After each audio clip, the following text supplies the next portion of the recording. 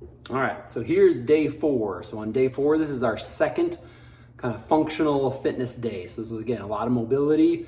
And again, take these movements a little bit slower until you get comfortable with them and you feel confident in them, okay? I don't want any little tweaks or twinges, happen on this. There's a lot of different muscles that have to work all together in order to get these actions to happen.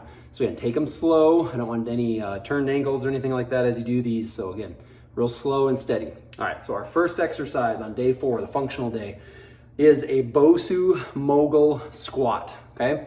So on this one, you're gonna need the Bosu out, and what you're trying to do is really kind of prepare for these kind of lower body trunk twists. Okay, so on this one, I'm trying to keep my trunk and body facing forward, but my knees and feet are facing this way, okay? What we're trying to do is just this little hop like this, okay? Land and balance on that Bosu. So it's hop, yep, and keep your balance, and then hop back and forth. So here and here, here and here, okay? So just that little hop, okay? If that feels extremely unstable, what you can also do is do a squat, stand up, rotate your feet 1 foot at a time, and then squat, stand up, rotate your feet 1 at a time, okay? So that's one kind of regression, and again, the progressed way is here, side to side. Another way you can increase it is by holding dumbbells, okay? But again, that first exercise, you're trying to do 20 each direction, okay? Exercise number 2 is a kettlebell half Turkish get up. So kettlebell will work right here, but you could also use a dumbbell in this, okay? So I'll kind of demonstrate just on one side, but again, imagine doing 20 of these in a row. So for this one, you're gonna hold the kettlebell like this. So again, it's kind of like right behind you, or right on your wrist behind you. So if you do have a watch on, you may want to turn that watch face around the other side, okay? So I'll kind of show you in a sideways view first. But for this one, you're trying to keep this arm completely straight, okay? So what you're gonna do is you have your knees bent, you have your opposite hand on the floor, and what you're gonna do is you're gonna try and use your trunk muscles and really drive that shoulder straight up towards the ceiling.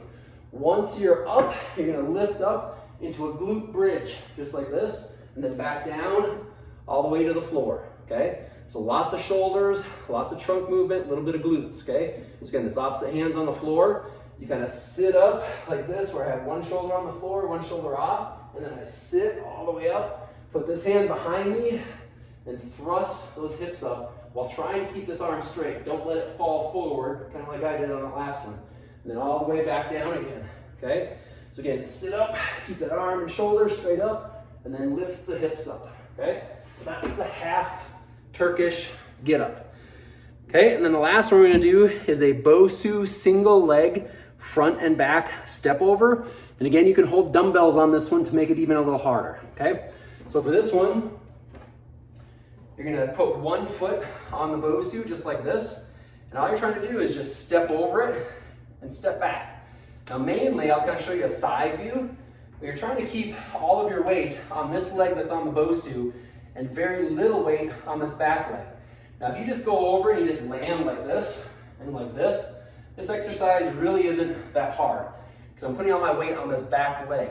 I want your weight on this front leg, and I want you to pretend that there's an egg in front of you and behind you, and you're just touching the egg with your foot, but you're not squishing that egg, okay? So most of your weight's on here, you're just doing a tap, and a tap, and a tap, and a tap, okay? So very light pressure with this leg that's doing the motion, but again, it's 1, 1, 2, 2, 3, 3. And even after 3 or 4 reps, man, that quad starts shaking trying to stabilize. So you have 20 each direction on each leg for that first round, okay?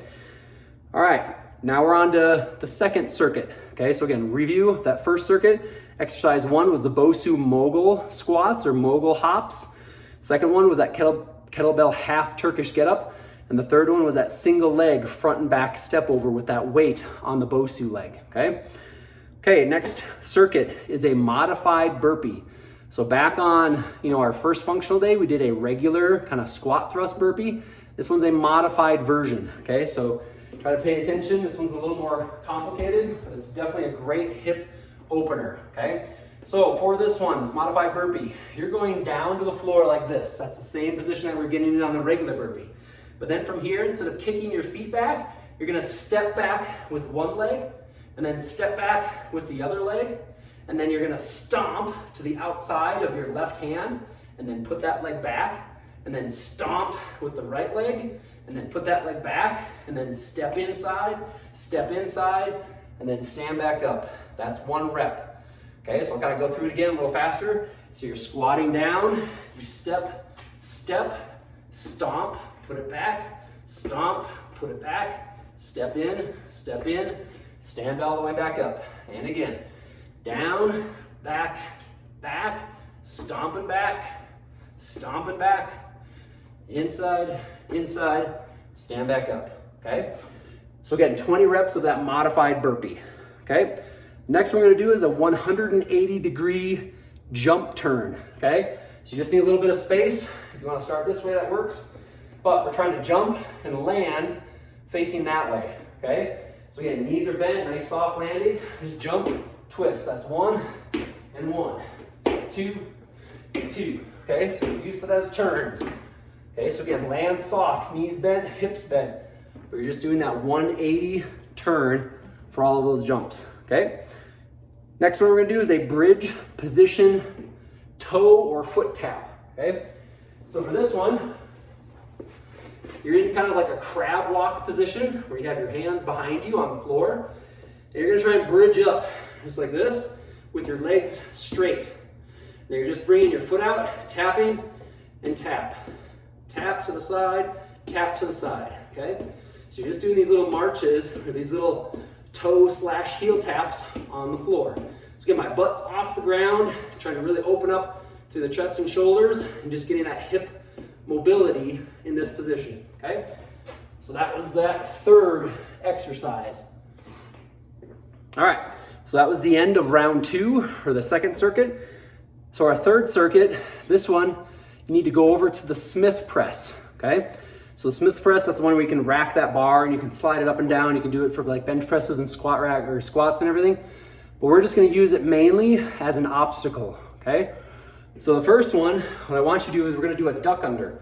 So imagine that big Smith press is right here. You're gonna adjust the bar so it's at right about just below your chest. So right about here on me, okay? And so if you imagine that bar going here to here on that Smith press, what you're gonna do is you're gonna stand sideways to it and you're just doing a duck under. So you're ducking underneath that bar and then standing back up. Then you're ducking underneath the bar and then standing back up. Okay, so you could do it in midair just like I'm doing without a bar, but it does kind of help to have that bar just as a marker to know that you're not starting to cheat as you get tired and you're going a little too shallow on your depth. But again, you're trying to duck under in that low squat position and then stand up, no weights, okay? So just ducking under, a lot of hip mobility, a lot of trunk stabilization as you do that, okay? So again, 20 duck unders under that Smith bar, okay?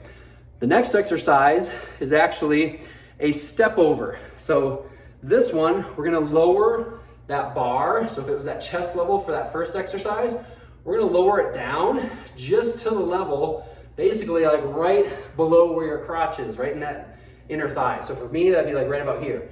So for this guy, what you're trying to do, you're trying to lift that leg straight up, over the bar, and then over. Okay, so you're really trying to get that hip flexion range of motion.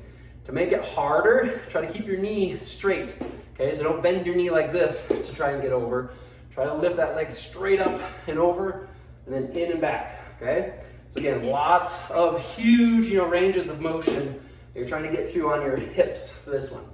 Okay, so again, that's just using that Smith bar kind of as an obstacle. You don't really need it as long as you have, a good visual of how high you're getting into that range of motion, okay? And then our last one that we're gonna do is a medicine ball front slam, okay? So it works best if you have one of these softer medicine balls that do not bounce. You could use one that bounces as well, but again, you can increase your resistance just by getting a heavier med ball. But for this one, we're bringing it over your head. You're just trying to slam it down and then pick it back up. Slam it down, make sure you have a good squat form. Keep your eyes up and then pick it back up. Slam down, pick it up. Slam down, pick it up. Slam down, pick it back up. Okay? So in a pinch, you could use a bouncy one, just to recognize that's gonna be a little easier that way. You may need to modify the resistance accordingly. So again, that's it for our day 4 functional workout. And just remember, all of these are the same thing, where round 1, you're doing 20 reps of those 3 exercises. Round 2, 15 reps. Round 3, 12 reps. And then you move on to that next circuit on that day. Okay, so again, circuit 2, it's 20, 15, 12. And then you move on to circuit 3, 20, 15, 12. All right, that's it.